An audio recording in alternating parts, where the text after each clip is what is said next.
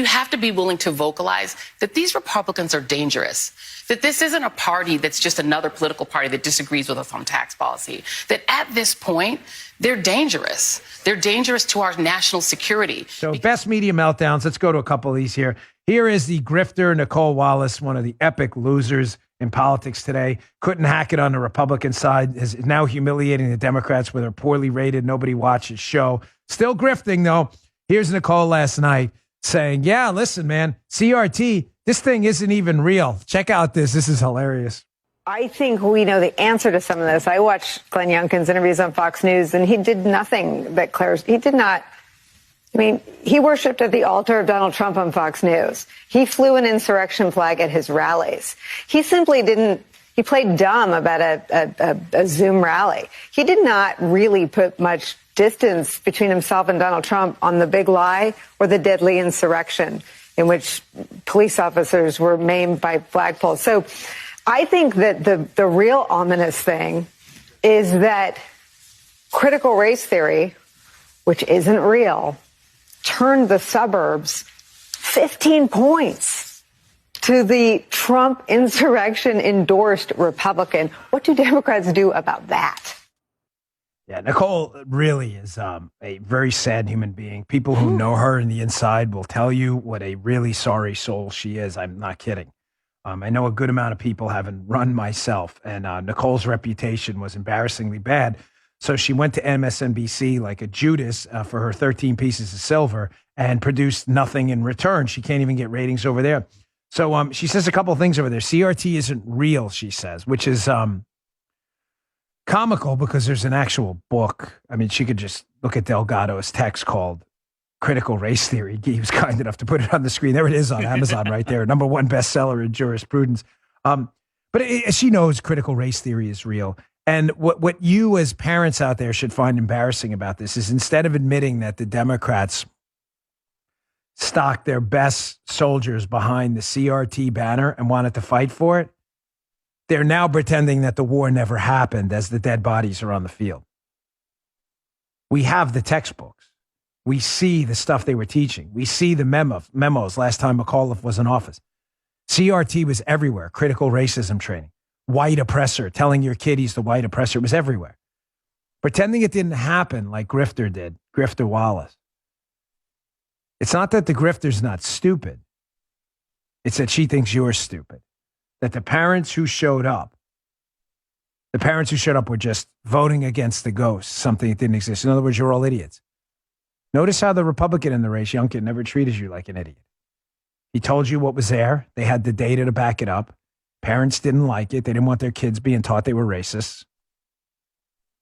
And there was a backlash to racism. That's what the backlash was to. Teaching kids racism. And it's people like Nicole Wallace who will lead to landslide losses in upcoming elections if she continues down this route. Because the Democrats are doubling down. You don't believe me? They learned, you think for a second they learned anything from last night?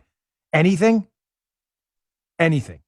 Here's Joy Reid. I'm going to show you 2 videos where she, again, about how this is all about like whites and white backlash. And then she doubles down on it later. Here's video #1. Check this out. And the exit polls showed that which was interesting, that the coronavirus or that the virus, it was a very low not importance to many of the voters there. It was education, right, which is code for white parents don't like the idea of teaching about race.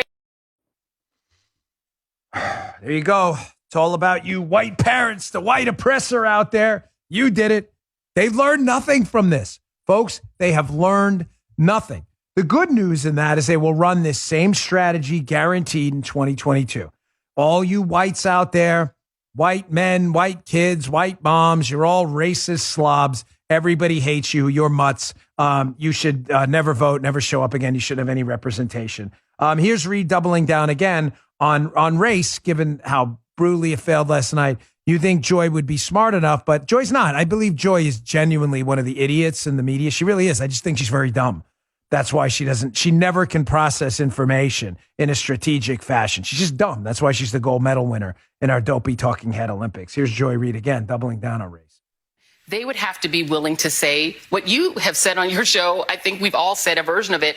You have to be willing to vocalize that these Republicans are dangerous, that this isn't a party that's just another political party that disagrees with us on tax policy, that at this point, they're dangerous. They're dangerous to our national security because stoking that kind of soft white nationalism eventually leads to the hardcore stuff. It leads to the January 6th stuff because if people are tolerant of it in your party, they're tolerant of the soft racism, it's a really short trip to get to the January 6th insurrectionist place. And we're not.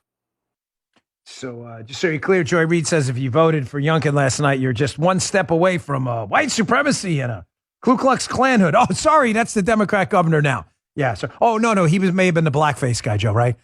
Was it? We have decided. They figure that out yet? Was Ralph Northam the Democrat governor? Was he the blackface guy or the Ku Klux Klan guy? Do you remember, Guy? Joe, you don't remember? Yeah, I don't think he's decided yet which one he was.